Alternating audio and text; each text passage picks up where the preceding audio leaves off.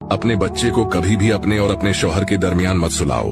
कभी न भूलना, अपने बच्चे को अपने और अपने शौहर के दरमियान सुलाना प्यार नहीं, आहिस्ता आहिस्ता फासला बढ़ाने की शुरुआत होती है।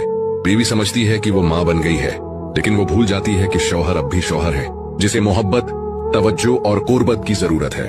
शादी के बाद जो सबसे हसीन रिश्ता होता है ना, वो मियाँ बीवी का होता है। ये रिश्ता बातों से नहीं, एक दूसरे के साथ सोने, जागने, महसूस करने से जीता है।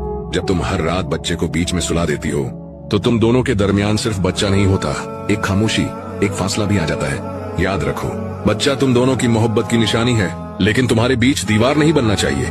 बच्चे को सुलाओ, फिर अपने शौहर के करीब आओ, क्योंकि जब मियाँ बीवी करीब होते हैं, तभी घर में सुकून, मोहब्बत और बरकत रहती है। तुम्हारी गोद बच्चे के लिए है, मगर तुम्हारी मोहब्बत और तवज्जो तुम्हारे शौहर के लिए भी है। अगर ये बातें आपके दिल को लगी हैं, तो लाइक जरूर करें।